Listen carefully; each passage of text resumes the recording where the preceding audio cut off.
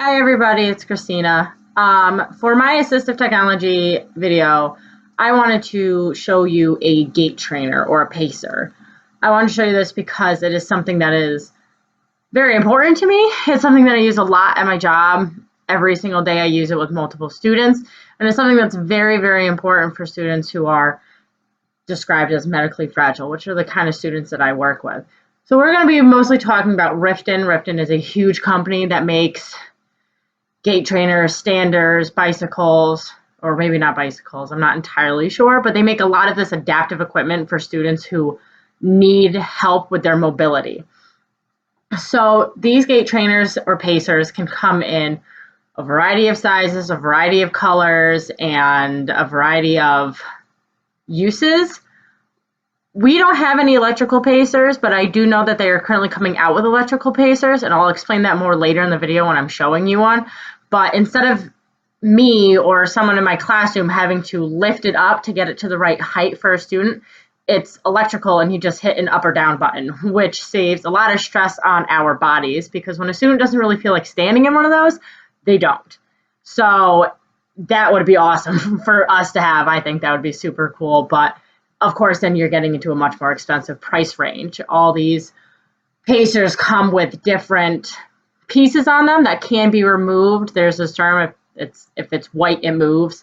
So different prompting levels can be removed from it. And so when you buy one, you can buy one with just the basics, depending on your students. But when you work at some place like Springbrook, a lot of the times these pacers are getting used by multiple students and not just one student. But if you're looking at something for like your own child, you don't need to buy all the prompt levels for it. It really depends on the ability of your child. When you look at a gait trainer, I have one that is very tall for a very tall student that I have, and then I have one that's a little bit smaller for a student who's more my height, and I'm 5'2". And then I've seen gait trainers for preschoolers that are very, very little to fit a preschooler size, and they grow as the children grow, but it also has adjustable heights. So it's not like just because they grew, you have to get a new one. They do adjust to a certain height to a certain extent.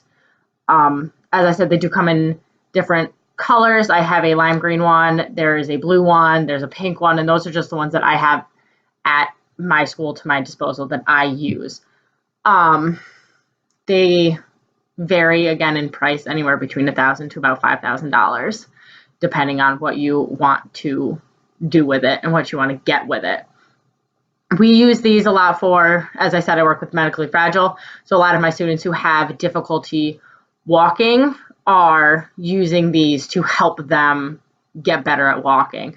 They kind of sway with the student and move, and you can lock them so that they could only go forward, or they can go forward and backwards depending on where they are walking.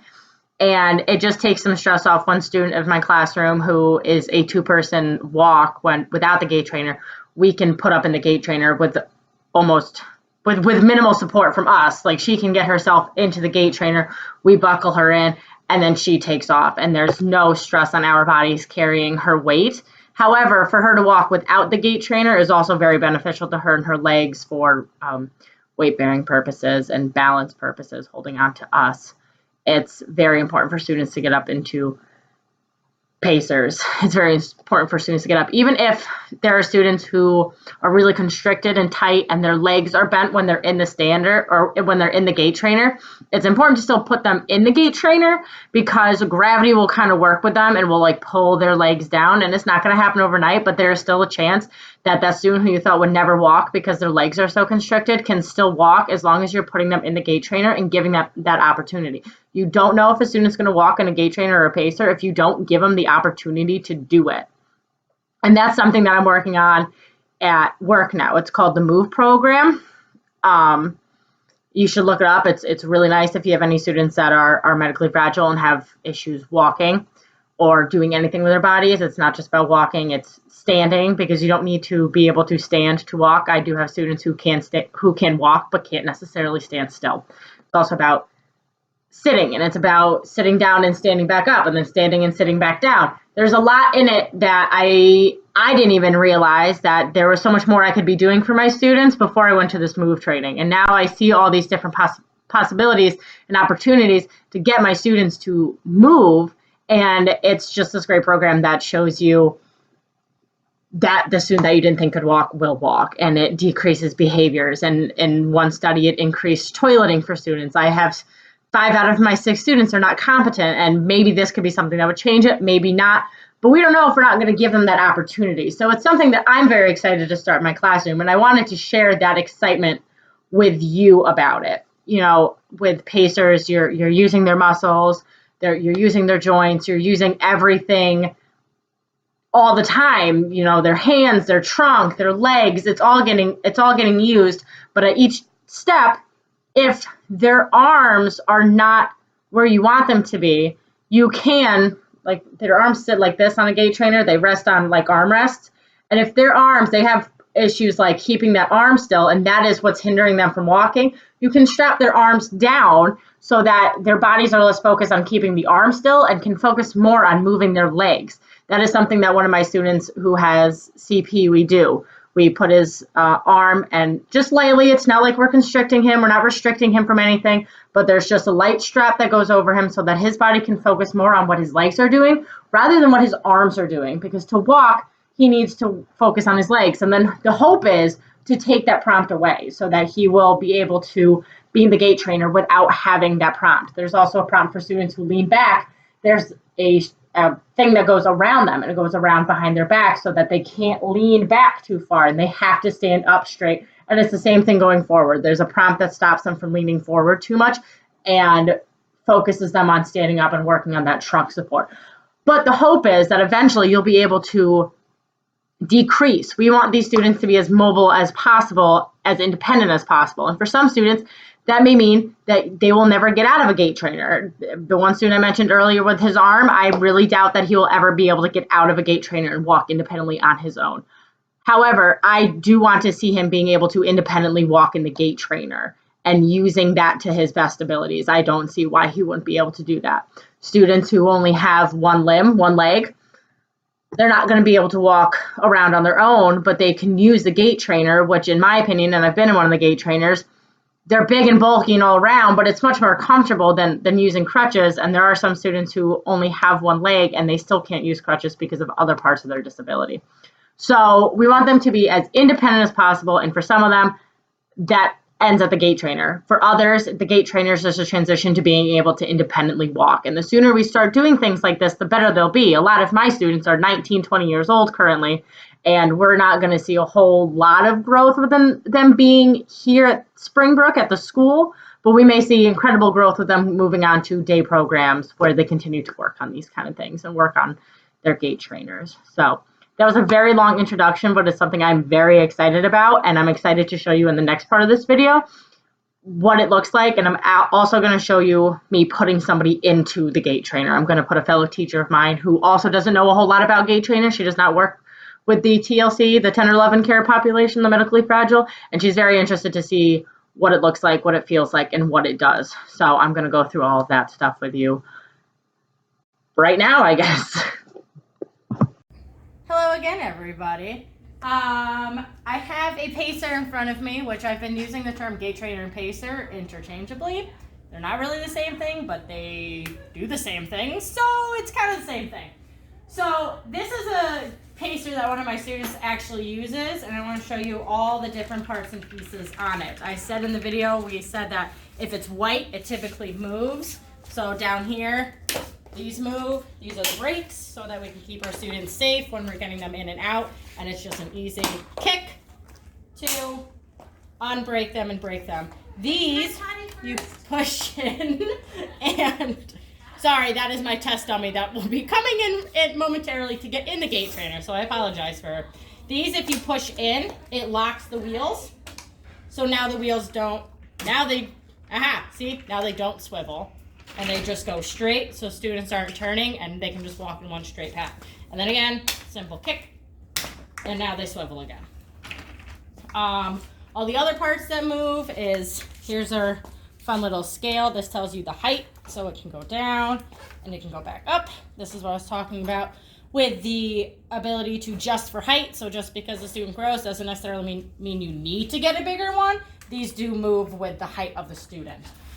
And then back here, we have the seat, which is also adjustable. When you hold on to, once again, a little white handle, the seat comes up, or the seat comes not easily, but does go down, and that is again adjustable for the students. And then we have all of our safety precautions and prompts. This hooks around the back of the students, keeping their behind safe. There are different parts right here. This is something that is removable. This is the part I was telling you about that goes behind the back of a student so that they can't lean back. If they aren't having a problem leaning backwards, you don't need it. This is to keep them from leaning forward too much, but if you really wanted to, you could just take them off entirely. So if the student doesn't need this, you don't have to have it on.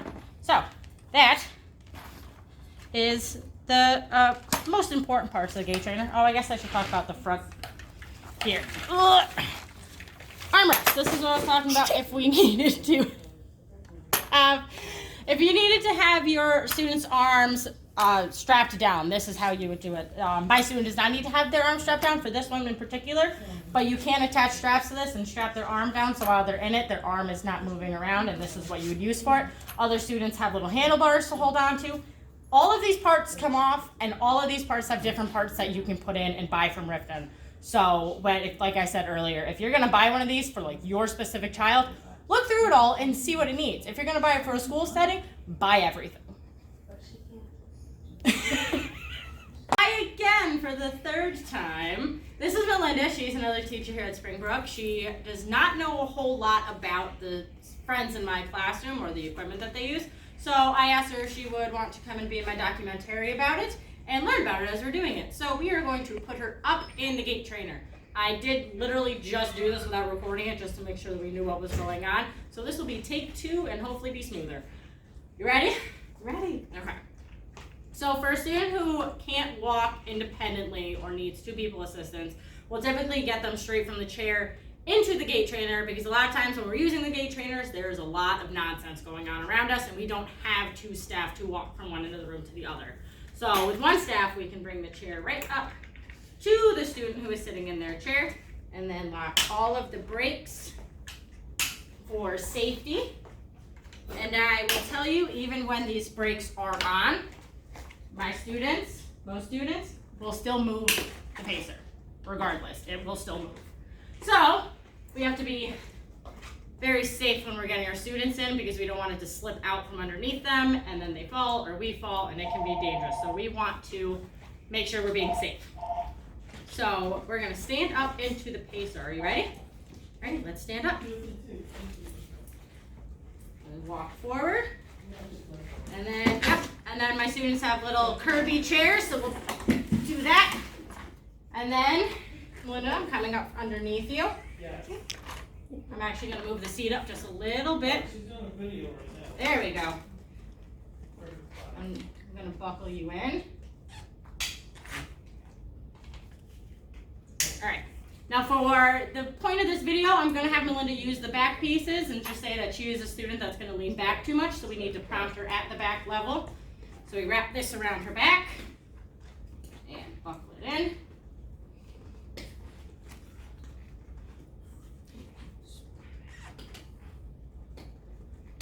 And then tighten it if needed, straighten it out. And then we can undo the brakes. Oh gosh. All right, and she's free to move.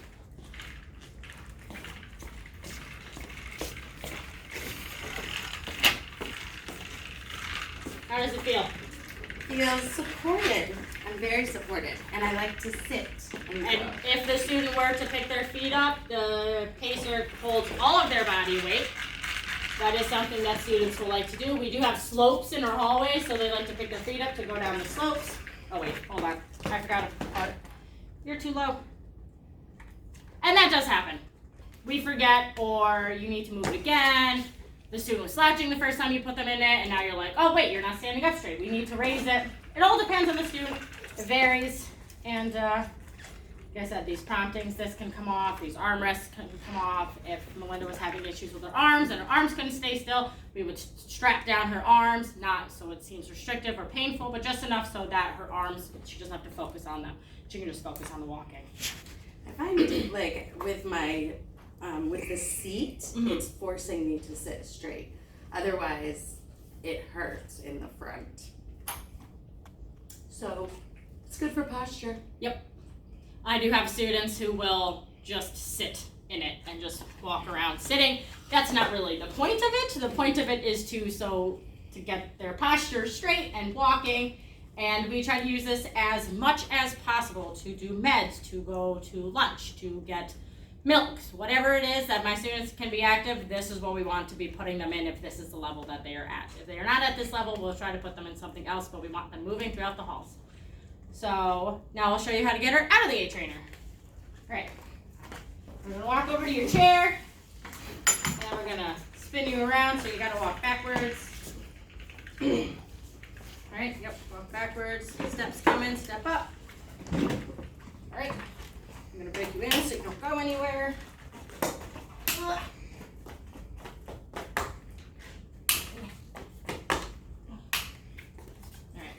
I have a big princess skirt on. And then you just unbuckle everything. With this part, this little bottom protector, try to get it out before the student sits down. You can sit down now, hands are underneath. Or else the bottom protector will get stuck underneath their bottom. And then you have to pull it out, and it's not comfortable for the students. So, thanks for watching my video, friends.